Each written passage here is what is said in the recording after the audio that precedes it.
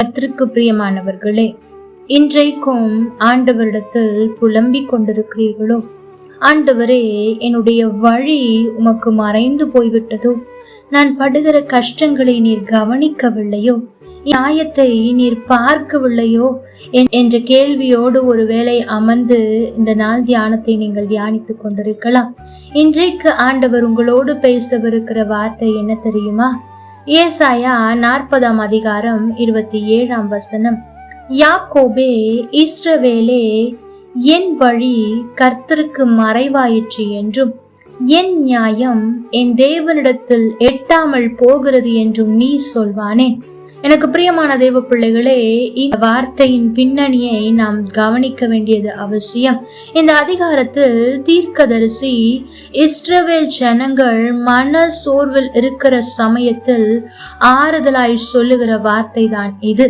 அதாவது, இஸ்ரவேலர் நினைத்து கொண்டிருக்கிறார்கள், ஆண்டவரே, நீர் எங்களை கவனிக்கவில்லையோ, எங்களுடைய துன்பங்கள் உமக்கு தெரியாதோ என்று நினைத்து கொண்டிருக்கும் போது தான் அங்கே அந்த தீர்க்கதரிசி சொல்லுகிறார், இல்லை, பூமியின் கடையாந்திரங்களிலிருந்து சிருஷ்டித்த தேவனை நீ சற்று நினைத்து பார் என்று சொல்லிவிட்டு இந்த கேள்வியோடு இருக்கிறவர்களுக்கு பதிலாக அடுத்து வருகிற வசனங்களில் ஒவ்வொரு காரியத்தை சொல்லுகிறார். அதாவது, நான் நித்திய தேவன் என்பதை சொல்லுகிறார். பூமியின் கடையாந்திரங்களை சிருஷ்டித்த நான் இன்றைக்கும் இருக்கிறேனே, நான் நித்திய தேவன். உன்னுடைய வாழ்க்கையில் இருக்கிற எல்லா காரியங்களையும் பார்த்து கொண்டிருக்கிற நான் ஒரு நாளும் சோர்வடைவதே இல்லை.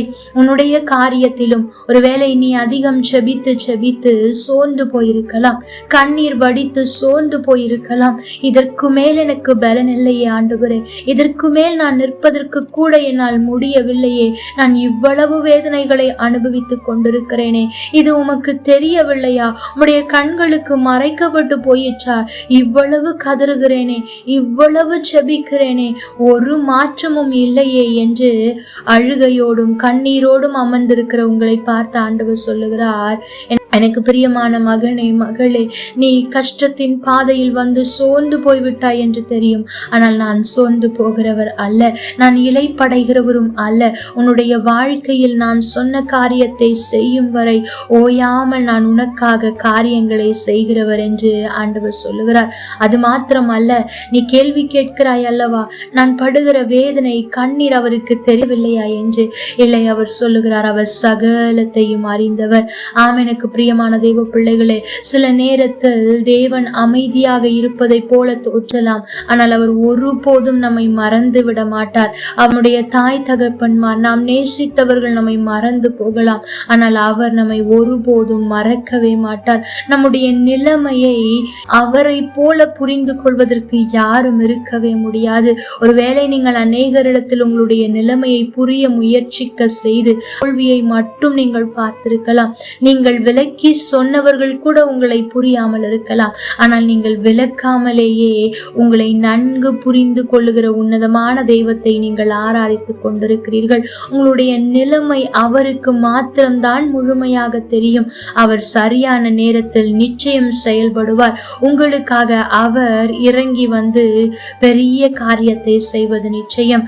எந்த இடத்தில் சோர்ந்து போய் ஆண்டவர் என்னை மறந்து விட்டாரோ என்று சொல்லுகிறீர்களோ, அதே இடத்தில் சொல்லுவீர்கள், பெருமையும் எளிமையுமான என்னை கர்த்தர் நினைத்தருளினார், ஆசிர்வதித்தார் என்று நீங்கள் சாட்சி சொல்லும்படியாய் அவர் நிச்சயம் வைப்பார். ஆகவே, என்னை ஆண்டவர் மறந்து விட்டாரா, என்னுடைய நியாயம் அவருக்கு புரியவில்லையா என்று கேட்பதை விட்டு விடுங்கள். மாறாக, ஆண்டவரே, நீர் ஏதோ ஒரு காரியத்தை எனக்காக செய்ய போகிறீரே, அதை என் கண்கள் சீக்கிரம் காணட்டும் என்று செபியுங்கள். கர்த்தர் தாமே உங்களோடு கூட இருந்து உங்களை ஆசிர்வதிப்பாராக. ஆமென்.